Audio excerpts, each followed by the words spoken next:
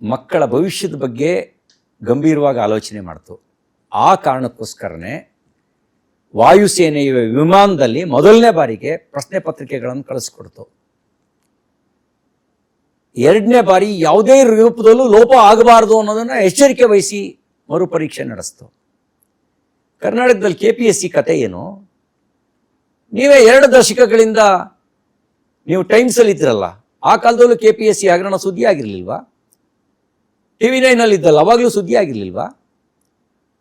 18 ಇದ್ರಲ್ಲ, ಅವಾಗಲೂ ಸುದ್ದಿ ಆಗಿರಲಿಲ್ವಾ? ಏನು ಸುಧಾರಣೆ? ಅದೇ ಭ್ರಷ್ಟ ವ್ಯವಸ್ಥೆ, ಅದೇ ಜಾತಿ ವ್ಯವಸ್ಥೆ. ಎಲ್ಲಿದೆ ಸುಧಾರಣೆ? ಅಲ್ಲಿ ಸುಧಾರಣೆ ಪರ್ವ, ಮೋದಿಜಿ ನೇತೃತ್ವದಲ್ಲಿ ಸುಧಾರಣೆ ಪರ್ವ. ಇಲ್ಲೇನು? ಅದಕ್ಕೆ ನಾನು ಹೇಳ್ತಾ ಇರೋದು, ನೀವು ಯಾವುದನ್ನ ನೋಡಬೇಕು? ಸರಿ ಮಾಡುವವನನ್ನು ಅಪರಾಧಿ ಸ್ಥಾನದಲ್ಲಿ ನಿಲ್ಲಿಸ್ಬೇಕೋ, ಅಪರಾಧಿಗೆ ಬೆಂಬಲ ಕೊಡುವವನ್ನ ಅಪರಾಧಿ ಸ್ಥಾನದಲ್ಲಿ ನಿಲ್ಲಿಸ್ಬೇಕೋ? ನಾನು ಬಯಸ್ತೇನೆ ಅಪರಾಧಿಗೆ ಬೆಂಬಲ ಕೊಡುವವನನ್ನು ಅಪರಾಧಿ ಸ್ಥಾನದಲ್ಲಿ ನಿಲ್ಲಿಸಿ. ಯಾರು ವ್ಯವಸ್ಥೆಯ ಸುಧಾರಣೆಗೆ ಕೈ ಹಾಕ್ತಾನೋ ಅವನ ಬೆಂಬಲವಾಗಿ ನಿಂತ್ಕೊಳ್ಳಿ. ಆಗ ಯಾವ ಉದ್ದೇಶಕ್ಕೆ ನೀವು ಹೋರಾಟ ಮಾಡ್ತಾ ಇದ್ದೀರೋ ಅದರಲ್ಲಿ ಯಶಸ್ಸು ಕಾಣ್ತೀರಿ.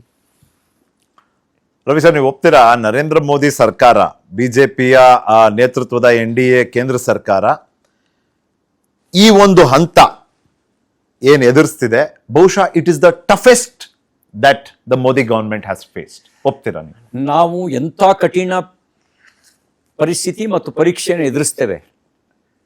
ಕಾರಣ ನಮ್ಮ ದೇಶ ಕಠಿಣ ಪರಿಸ್ಥಿತಿಯಿಂದ ಪಾರಾಗಬೇಕು ಅಂಥೇಳಿ. ನಮ್ಮ ದೇಶದ ಯಶಸ್ವಿಗೋಸ್ಕರ ನಾವು ಯಾವುದೇ ಸ್ಯಾಕ್ರಿಫೈಸಿಗೂ ನಾವು ತಯಾರಿದ್ದೀವಿ. ನಮ್ಮ ಅಲ್ಟಿಮೇಟ್ ಗೋಲ್ ಏನು ಅಂದರೆ, ನಮ್ಮ ದೇಶ ದುರ್ಬಲ ಆಗಬಾರ್ದು, ನಮ್ಮ ಸಂವಿಧಾನ ಬುಡಮೇಲು ಮಾಡೋದಕ್ಕೆ ಅವಕಾಶ ಕೊಡಬಾರ್ದು, ನಮ್ಮ ಪ್ರಜಾಪ್ರಭುತ್ವ ವ್ಯವಸ್ಥೆಯನ್ನು ಬುಡಮೇಲು ಮಾಡೋದಕ್ಕೆ ಅವಕಾಶ ಕೊಡಬಾರ್ದು.